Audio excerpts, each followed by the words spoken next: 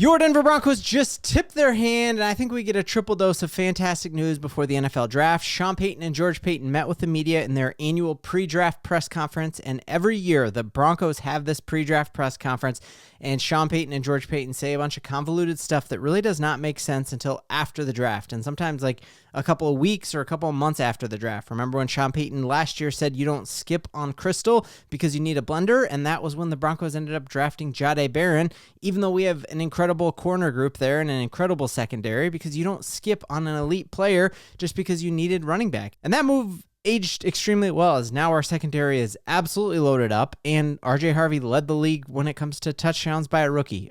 We know the year before, Sean Payton said, we're going to be better at this than everyone else, and we're happy that we are better than them. And then all of a sudden, the Vikings draft J.J. McCarthy, who's no longer going to be in the NFL, and Michael Penix doesn't look good, and Bo Nix is going to be an all-pro and is a top 10 quarterback in the NFL. So we heard a bunch of stuff today that I think will make a lot more sense after the NFL draft, but let's dive into it and why it is such great news. So first off, we know that while Mike Vrabel is at poolside with Diana Rossini, Sean Payton and George Paton have literally been locked in a dungeon since 7:30 a.m. the morning after the owners' meeting, and all they've been doing is been grinding on the film.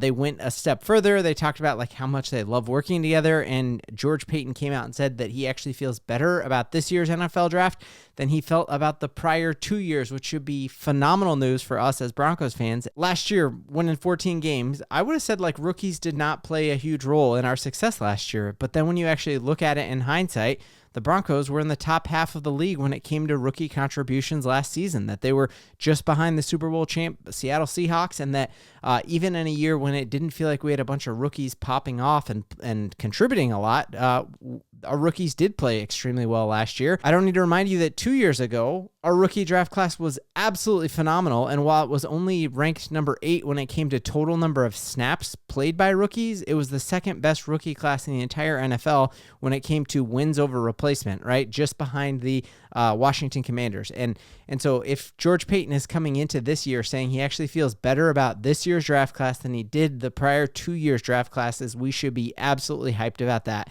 Phenomenal news. Then we get further corroboration of the fact that Sean Payton is better at this than anyone else in the NFL, that he needs to know that if he's going to be cooking the meals, he needs to shop for the groceries. And you hear George Paton come out and say he has never had a head coach who is so involved in the process as Sean Payton is, which is just a drastic difference. And when we broke down 2 days ago how head coaches in the NFL who don't stick with their team for long are ones who are not a part of this talent procurement process. So this is a phenomenal news there. I also think one of the most important things the Denver Broncos need to do this offseason is to sign George Paton to a long-term deal. We see Minnesota Vikings fans just kind of chomp at the bit and be reading through a bunch of stuff that George Paton is on the last year of his contract. And I think the Broncos kind of tipped their hand here at the fact that George Paton is going to be back next season, as they kind of went out of their way to talk about how much they have loved being locked together in this dungeon.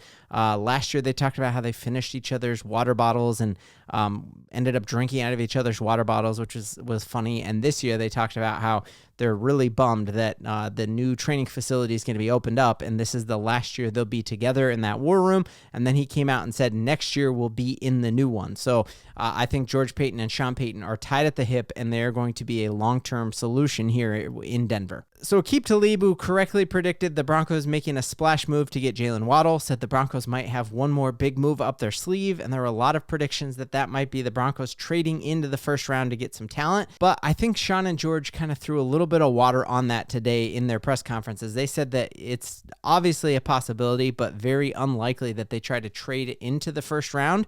And while I think there have been times that they use the media to cover up what they're going to do or try to bluff, the way they said it today did not make me feel like they are trying to bluff or trying to trick anyone in saying that, because what they talked about is how confident they are in picks 45 through 75. So I think if the Broncos are to make a trade, it would be trading up in that second round. They obviously have pick number 62. They talked about how they have 6 guys identified, and in just a second we'll break down who I think one of those guys that they've identified in that 45 to 75 range range is, but I think if the Broncos are to make a trade, it would be moving up in the second round, or maybe even trying to stack and get another pick after pick number 62. Well, this episode is sponsored by Bear Mattress. A lot of people think that the Denver Broncos turnaround to now being a Super Bowl favorite started with scheme or with talent, but Sean Payton would tell you that it started with sleep and recovery. When Sean Payton took over this team in 2023, they missed the most games in the entire NFL due to injury. 1 year later, they were the healthiest team in all of professional football. My favorite story about this goes all the way back 3 years ago to week number 10, going to the Buffalo Bills for a Monday Night Football game. Remember when Russell Wilson beat Josh Allen? The Denver Broncos did something absolutely unprecedented. They left 50 hours before kickoff, and then they did not come back to Denver until the Tuesday after the game. They spent more time going to a Monday Night Football game than the Patriots spent going all the way to Germany for an international game. You remember 2 years ago when we had back-to-back games on the East Coast and the Denver Broncos dropped $2 million to stay at a fancy resort in West Virginia rather than flying back to Denver because Sean Payton wanted his guys to have good sleep, and it obviously has resulted in a ton of wins on the football field. But this means a lot to me because without sleep and recovery, I would not be half of the person that I am today. I've run a couple marathons, I hit the gym, I chase 4 kids around, I do a full-time job, and I drop a daily Denver Broncos video because I get a great night's sleep on my Bear mattress. When I was growing up as a kid, I could never fall asleep right away. I was tossing and turning all night. I was hot, I was cold, and my Bear mattress has resolved all of that. It is wild to me that something that arrives on a box on your front doorstep can feel so heavenly to fall into each night, and they've got crazy technology inside of this thing. I don't even understand how it works, but it does. You know it's trusted by professional athletes. It ships free to your doorstep, has a 120-night sleep trial, so you can try it and you're going to love it. So head to bearmattress.com/SportsTalkDenver. Use my promo code SportsTalkDenver and you will get 40% off site-wide. And that's a lot better deal than you'll get just on their normal website. You owe yourself a good night's sleep, and I'm telling you, you'll get it on a Bear mattress. All along in this draft process, we have talked about how the Broncos' biggest needs going into this offseason was the inside linebacker position and the tight end position. The Broncos did not go out and get any free agents at either of those positions, and the one thing we heard at the owners' meeting was the fact that Jonah Elliss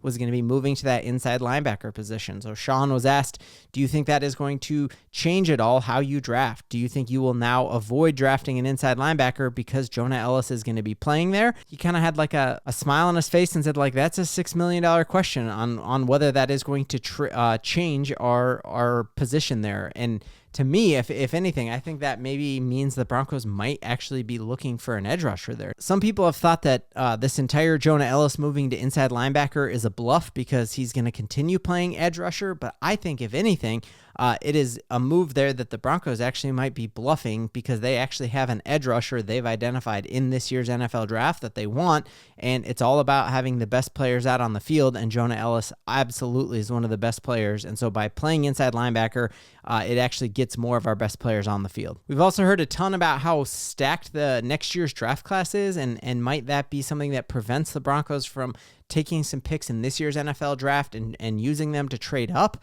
But George Paton also threw a little cold water on that by saying, yes, next year's draft is loaded at the quarterback position. Well, the Denver Broncos don't need a quarterback because they've got Bo Chapman-Nix. And so I think next year with the Broncos having 10 picks right now, and that definitely could be more. If Riley Moss ends up signing a new deal with another team, we'll get compensatory picks for him. If Vance Joseph gets a head job in the NFL, we'll get compensatory picks for him. And so I think the Broncos very much could use next year's draft picks as leverage or trade pieces, whether that is for a player or whether that is for moving up in the NFL draft. But the Broncos kind of said the quiet part out loud here, and I absolutely love this. This year's NFL draft, yes, it means something to be good from now on, but we are in Bo Nix's Super Bowl window right now, and it is going to be incredibly difficult for anyone drafted in this year's draft class to come in and step in and to displace a starter that we currently have on this 14-win Denver Broncos team that was the 1 seed in the AFC, that was a broken ankle away from being in the Super Bowl, that re-signed 94% of their starters from last season and then went out and got Jalen Waddle. I find it very hard to find anyone, even a first-round draft pick. I mean, other than obviously like one of those maybe if you end up getting the running back Love, he's going to displace J.K. Dobbins. But I find it very difficult to think of any player in this year's NFL draft who's going to take a current starter and send them to the bench because of how good this team is. And George Paton says that exact same thing. Also here, great news here, just kind of on what the long-term plan is at tight end. And does Evan Engram still have some meat left on the bone of what he can produce? The other night, my son and I were watching highlights of every one of Bo Nix's touchdown passes, and I could not believe how many big catches Evan Engram had last year. And it's easy to look that, he was nowhere close to a 1,000-yard season, and he didn't live up to the hype that we had because of his one huge play that he had in the preseason. But Evan Engram actually had some pretty crucial catches last year.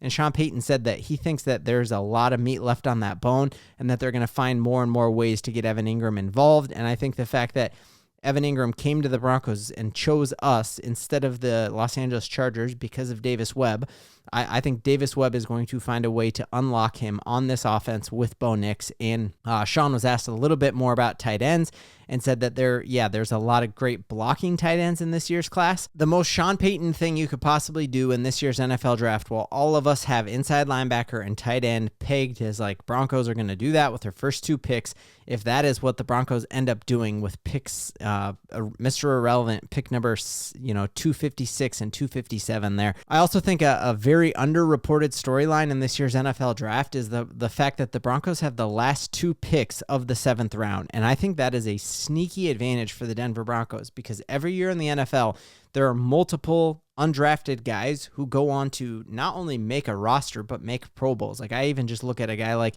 Jaquan, who we have here, who is balled out of control. I look at Chris Harris Jr. The Broncos had that streak of having undrafted guys make this team year after year. So with the Denver Broncos having those last 2 picks in the 7th round, they truly have this ability to be calling around to every single guy they still have on their board and seeing what are the likelihoods that you come and you do a tryout with us to walk onto our team. Sean Payton talks about how the reason that we picked Jonathan Cooper in the 7th round was because he had multiple offers with other teams and he was going to go sign with one of them as an undrafted guy. And so we scooped him up with the 7th round. And I look at guys like, even 2 seasons ago, Ivan Pace Jr., who's a linebacker from the Minnesota Vikings, who basically was the number 1 undrafted free agent, ended up going on and falling in the draft because he was only 5'10", but he started 11 games and had 102 tackles for the Minnesota Vikings. You give one of the best evaluators of talent truly 2 free picks at the end of the 7th round to go out and find Mr. Irrelevant. I just think that is a crazy, crazy advantage. So it's going to be amazing next week here as the draft is truly picking up because the Denver Broncos next 6 days are going to be awesome, but really it's the next 6 months and really the next 6 years of this Bo Nix era because we got a ton to BO-Lieve in. And the ball don't lie.